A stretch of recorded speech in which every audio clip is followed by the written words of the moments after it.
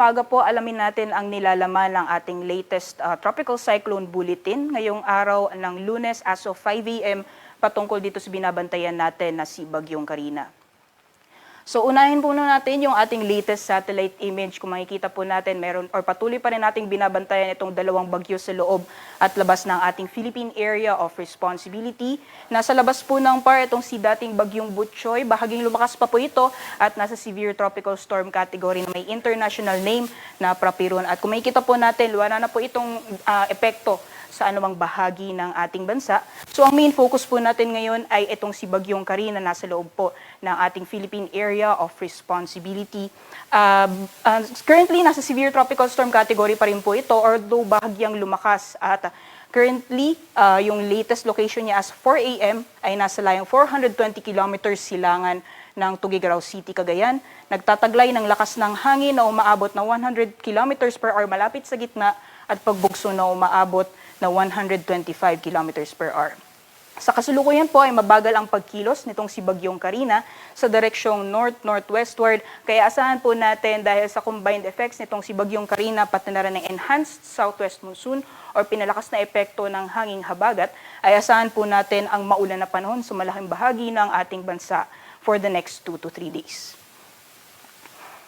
So ito po yung ating latest forecast track as of 5 a.m. So alamin po na natin yung mga detalye na nakapaloob dito sa ating latest forecast track.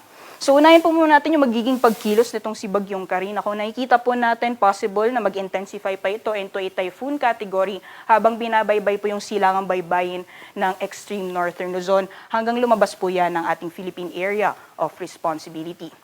And kung nakikita din po natin sa ngayon, kung ito yung cone of probability, yung area po ng cone of probability, walang kahit anumang bahagi ng ating bansa ay nakapaloob dito sa area na highlighted ng light gray. Ibig sabihin po nun, mababa yung tsansa na may landfall scenario po tayo, or kung may landfall scenario pa po tayo, ay most likely dito sa may area ng Taiwan bago po lumabas ng PAR. At kung makikita din po natin sa ngayon, generally north-northwestward yung ganyang magiging pagkilos, malayo po yung sentro sa anumang bahagi ng ating kalupaan.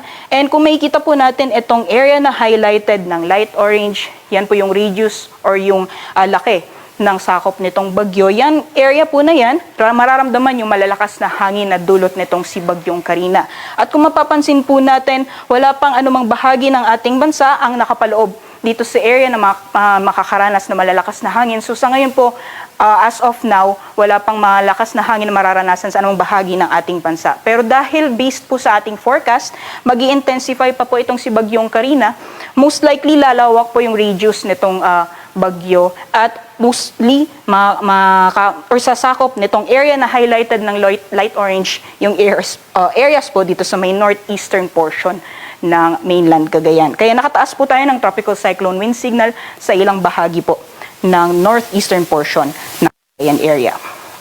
So sa mga susunod na araw, based po sa ating latest track forecast, for the next 24 hours or bukas po, ulit mamataan po yung sentro nitong si Bagyong Carina, nasa layong 415 kilometers east of Calayan, Cagayan. Pagdating naman po ng Wednesday, nasa 335 kilometers east-northeast ng Itbayat, Batanes. Pagdating naman po ng Thursday, ay possible po nasa 455 kilometers north of Itbayat, Batanes, at pagdating naman po ng Friday ay nasa labas po ito ng ating Philippine Area of Responsibility.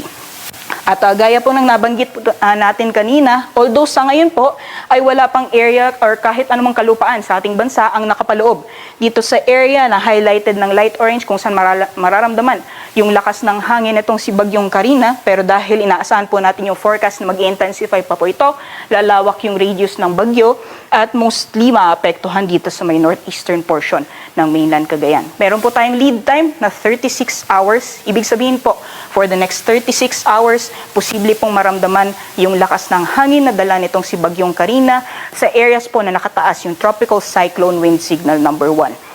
So yung area po na highlighted, yung light blue, yan po nakataas yung tropical cyclone wind signal number 1, dyan po sa eastern portion ng mainland Cagayan, dyan po sa Santa Ana, Gataran, Bagao, Peña Blanca, Lalo at Gonzaga, pati na rin ng Isabela, Bibigan, Palan at Maconacon. So babala po sa malakas na hangin sa susunod na 36 hours sa mga nabanggit na lugar, kaya pinaghahanda po at pinag-iingat yung ating mga kababayan dyan.